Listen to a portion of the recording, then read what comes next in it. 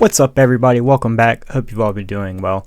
If you saw this video previously about how to buy concert tickets for your favorite Japanese indie or underground acts, well, it's about a year overdue for some updates as there have been a couple of big changes.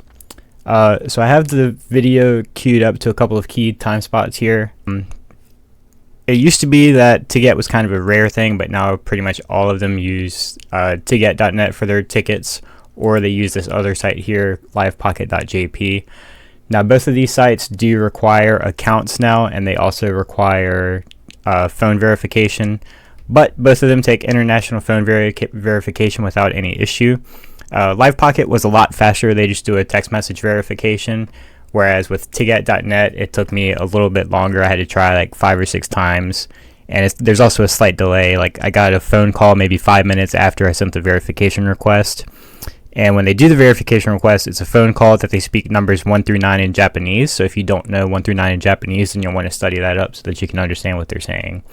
For the LivePocket verification, you do have to re-verify after 1 year. I believe Ticket is the same, but I'm not going to say for sure that that is the case. Both sites also take international credit cards without any issue. At least I never had any problem when I was there in 2023. So in the video, I also mentioned reserving through a Twitter reply or through Google Docs.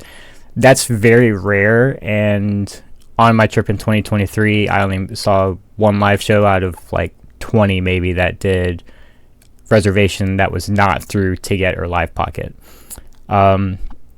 So also in groups or bands transferring to these sites, this has kind of become a secondary way to track what lives they're having, but Twitter is still going to be your best option. So with Ticket here, if we scroll down on this page, so let's say I want to know every live that Chicken Blow is going to have through ticket.net, that I can click on their group name here. And when I'm signed in with my account, I can click this follow Sudo button. And when I do that, I will get an email for every single live that they post through ticket.net. LivePocket is not quite as good. They don't have that same functionality, but what they do have, if you have a link to a particular show, or if you just know the group name, then you can search that group name, or in this case I can click on Treble, and that will give me a list of any lives they have listed through LivePocket coming up, which does not appear to be any right now. Oh no, I'm sorry, they have quite a few actually. I misspoke. But as I said, Twitter will still be the best way because of any like store release events, or if they don't run the live through Ticket or LivePocket, following the Twitter, you'll get every single live update, where with Ticket and LivePocket, you'll only get what they post through those websites. That pretty much finishes it for these two websites. So these have basically become the new normal when it comes to getting tickets, unless it's E+. So let's go see what's happened with E+. But for any group that seems large like that, they have a large following, so like Passcode is another good example, then you would want to buy the ticket in advance. However, there are some restrictions and limits that foreigners really have to deal with. So the first limit being that the two major ticketing websites, E+ and TicketPaya, they made some changes 2 years back or so that to make a new account with them, you have to have a Japanese phone number to verify your account. So we're all kind of fucked out of being able to do that. Okay, so the part about an E+ and TicketPaya account, that hasn't changed. What has changed, however, though, is if we go look at Hanabiye here.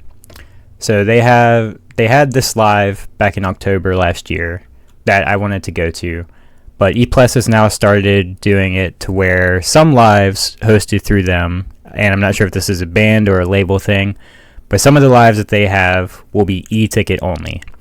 And what this is they want you to have the E+ app, and through the E+ app, you download the ticket on your phone, and that is the only way to get a ticket in advance. So here's a more recent upcoming live from Hanabiye that tickets are in like pre-registration, pre-lottery stage, where they very clearly say here E+ app is required to download tickets.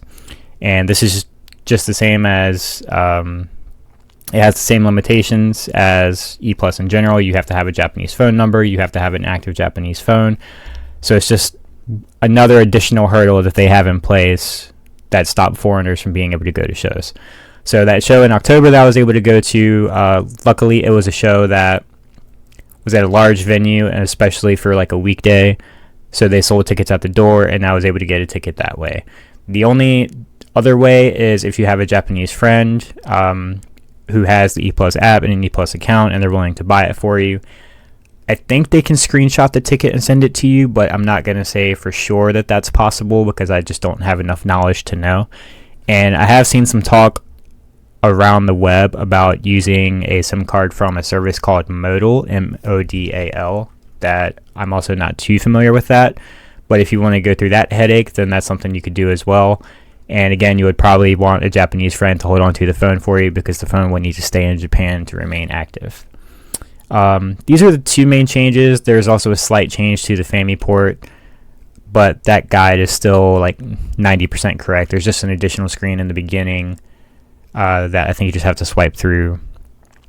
But otherwise, that's the biggest updates that have happened to the Japanese ticketing system for these smaller events.